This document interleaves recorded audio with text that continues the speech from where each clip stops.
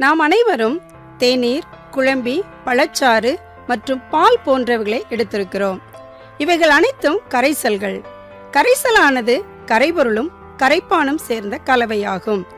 நம்முடைய வீடுகளில் கரைப்பானாக குடிப்பதற்கு, சுத்தப்படுத்துவதற்கு, சமைப்பதற்கு பல வகைகளில் பயன்படுகிறது. நாம் சுவைக்காக பயன்படுத்தும் சர்க்கரை மற்றும் உப்பு கரைபொருளாகும். ஒரு குறிப்பிட்ட வெப்பநிலை மற்றும் அழுத்தத்தில் 100 கிராம் கரைப்பானில் கரைந்து தெவிட்டிய கரைசலை உருவாக்க தேவையான கரைபொருளின் கிராம்களின் எண்ணிக்கை அதன் கரைதிறன் எனப்படும். இதில் ஏதாவது ஒன்றில் மாற்றம் ஏற்படும் போது கரைதிறனை பாதிக்கிறது. கரைதிறனை பாதிக்கும் காரணிகள்.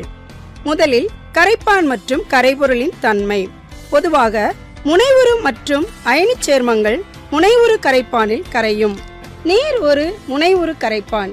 இதில் உள்ள மூலக்கூறுகளின் முனைவுறு தன்மைக்கு காரணம் வளைந்த வடிவம்தான்.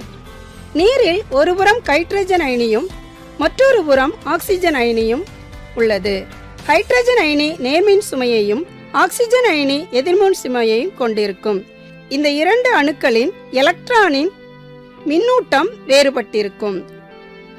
கனிம அமிலங்கள், காரங்கள் மற்றும் உப்புக்கள் அனைத்தும் நீரில் கரையக்கூடியவை. முனைவுறா சேர்மங்கள். முனைவுறா சேர்மங்கள் முனைவுறா கரைப்பானில் மட்டுமே கரையும். முனைவுறா சேர்மங்களில் அணுக்களுக்கு இடையே எலக்ட்ரானின் மின்னூட்டம் ஒரே மாதிரியாக இருக்கும். கார்பன் டெட்ராக்ளோரைடு, பென்சீன், ஈத்தர் மற்றும் கொழுப்பு போன்றவை முனைவுறா சேர்மங்கள் ஆகும். இவை முனைவுறா கரைப்பானில் மட்டுமே கரையும். நாம் அன்றாடம் பயன்படுத்தும் உப்பை எடுத்துக்கொள்வோமானால் உப்பு முனைவுறு சேர்மம். இது எளிதில் நீரில் கரையும். கொழுப்பை எடுத்துக்கொள்வோமானால் கொழுப்பு ஈத்தரில் கரையும். ஆனால் இது நீரில் கரையாது. ஏனென்றால் நீர் முனைவுறு கரைப்பான். அறிவியலாளர்களின் கருத்துப்படி ஒத்த கரைபொருட்கள் ஒத்த கரைப்பானில் கரைகிறது. அதாவது லைக் டிசால்வ் லைக். வெப்பநிலை அதிகரிக்கும் போது நீர்ம கரைப்பானில் திண்ம கரைபொருள் கரைதிறன் அதிகரிக்கும். திண்ம கரைபொருளை எடுத்துக்கொள்வோமானால் கரைசலை வெப்பப்படுத்தும் போது கரைப்பானின் இயக்க ஆற்றல் அதிகரித்து கரைபொருள் வேகமாக பிரிகை அடைகிறது. இதனால் வேகமாக கரைகிறது.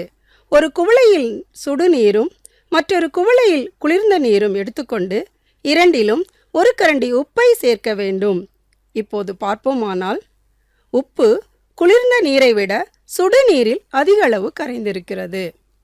பொதுவாக வெப்ப கொள்வினையில் வெப்பநிலை அதிகரிக்கும் போது கரைதிறன் அதிகரிக்கும்.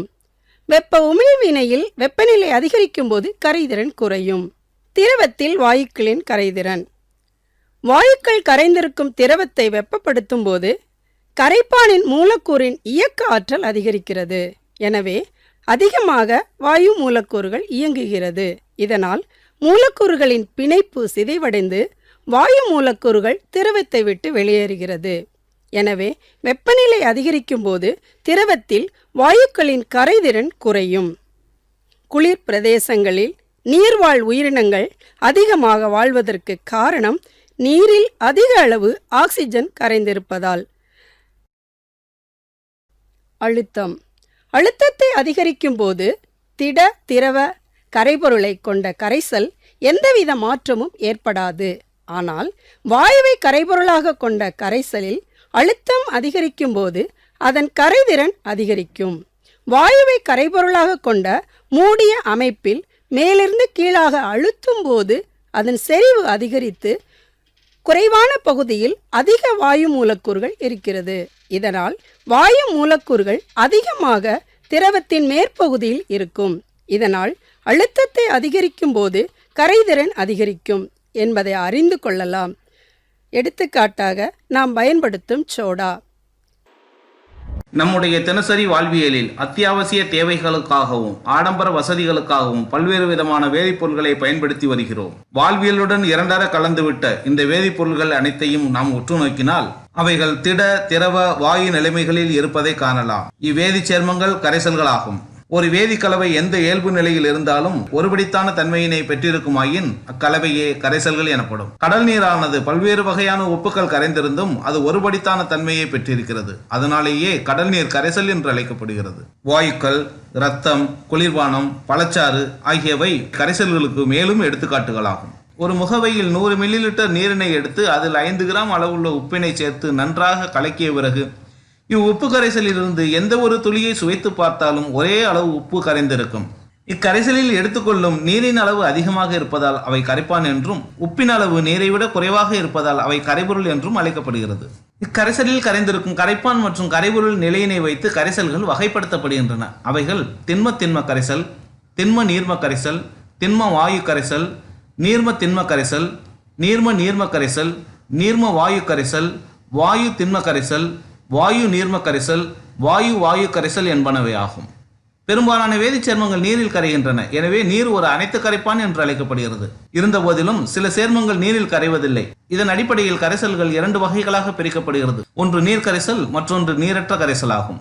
ஒரு குறிப்பிட்ட கன அளவு கொண்ட கரைப்பானில் அப்பொழுதுள்ள வெப்பநிலையில் கரையக்கூடிய கரைபொருளின் அளவு கரைதிறன் எனப்படும்.